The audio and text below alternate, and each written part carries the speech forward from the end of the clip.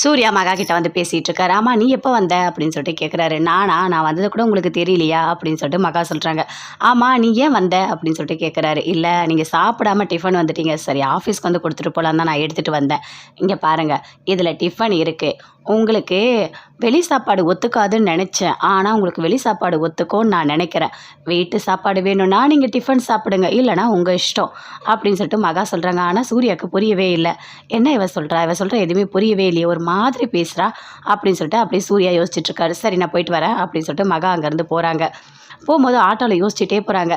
என்னவா இருக்கும், அந்த பொண்ணு யாராக இருக்கும், எதுக்காக இவர் பேசிகிட்டு இருக்காரு. கண்டிப்பாக ஃப்ரெண்டாக இருக்க வாய்ப்பே இல்லை. ஏன்னா அவங்க ஃப்ரெண்டு எல்லாருமே எனக்கும் தெரியும் அப்படின்னு சொல்லிட்டு மகா யோசிச்சுட்டே போகிறாங்க. பயங்கரமாக ஃபீல் பண்ணிகிட்டே போகிறாங்க ஆட்டோவில். அப்போ ஆட்டோவில் குறுக்கில் ஒரு பொண்ணு வந்துடுச்சு. என்னம்மா ரோட்டில் இப்படி தான் வருவியா நீ அப்படின்னு சொல்லிட்டு ஆட்டோக்கார் பயங்கரமாக அந்த பொண்ணை திட்டுறாரு. இங்கே பார்க்குறாங்க மகா, எட்டி பார்த்தா பிரபா நீயா, நீ என்ன இங்கே இருக்க, வா நான் வீட்டுக்கு தான் போகிறேன், உன்னை கூட்டிகிட்டு போய் வீட்டில் விட்டுறா வா அப்படின்னு சொல்லிட்டு பிரபாவை கூட்டிகிட்டு ஆட்டோலேயே வீட்டுக்கு போகிறாங்க. வீட்டுக்கு போனோடனே வா மகா வா அப்படின்னு சொல்லிட்டு அவங்க அம்மா கோடீஸ்வரி பயங்கர சந்தோஷமாக வீட்டுக்குள்ளே கூப்பிடுறாங்க. பின்னாடியே பிரபாவும் வராங்க. இல்லைம்மா வர வழியில் வந்தா, அதனால தான் நான் கூட்டிகிட்டு வந்தேன் அப்படின்னு சொல்லிட்டு மகா சொல்கிறாங்க. சரி நான் போயிட்டு வரேன் அப்படின்னு சொல்லிட்டு உள்ளே போகிறாங்க. பிரபா என்ன ஆச்சு இவளுக்கு ஒரு மாதிரி இருக்கா அப்படின்னு சொல்லிட்டு அப்படியே பார்க்குறாங்க. விஜயோட கல்யாணத்துலேருந்தே இவ இப்படி தான் இருக்கா அப்படின்னு சொல்லிட்டு கோடீஸ்வரி சொல்கிறாங்க. சரியாக சாப்பிட்றதில்ல, எதுவுமே பேசுறதில்ல அப்படின்னு சொல்கிறாங்க. சரிம்மா வா உள்ளே போகலாம் அப்படின்னு சொல்லிட்டு பார்த்து பிரபாவை பேசுகிறாங்க. இங்கே பாரு பிரபா, உனக்கு ஒரு நல்ல வாழ்க்கை அமையும், சரியா, நான் சொல்கிறத கேளு, வா நான் சாப்பாடு உனக்கு ஊட்டுறேன் அப்படின்னு சொல்லிட்டு மகா பிரபாவுக்கு சாப்பாடு ஊட்டுறாங்க. சாப்பிட்டோன்னே அங்கே போயிட்டு உள்ளே போயிடுறாங்க. அப்போ பேசுகிறாங்க கோடீஸ்வரி கிட்ட. அம்மா ரொம்ப கஷ்டமாக இருக்குமா, பிரபாவை நினச்சா கண்டிப்பாக எல்லாமே மாறணும் அப்படின்னு மகா சொல்கிறாங்க. இல்லை எங்களுக்கு விஜய் கல்யாணத்துக்கு முன்னாடியே தெரியும் இந்த பிரச்சனை அப்படின்னு கோடீஸ்வரி சொல்கிறாங்க.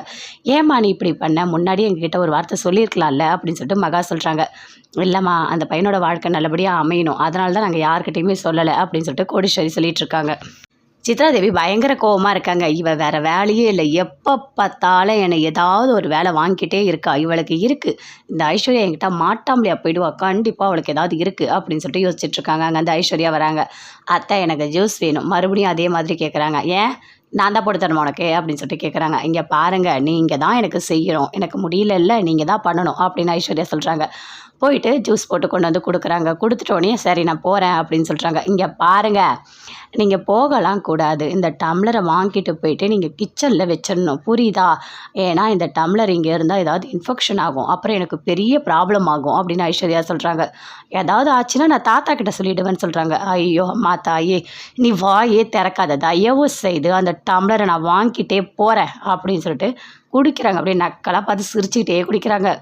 குடிச்சிட்டோடனே இந்த டம்ளரை கொடுக்குறாங்க, அதை வாங்கிட்டு போகிறாங்க. என்னை ஏன்னா இப்படி பண்ணுறாலோ தெரியலையே, வேணும்னே இப்படி பண்ணிகிட்ருக்கா, எதனா ஒன்று தாத்தா கிட்ட சொல்லிவிடுவேன்னு சொல்லிட்டு அவளுக்கு ஜூஸ் போட்டு அவளை மகாராணி மாதிரி நான் பார்த்துக்கணுமா.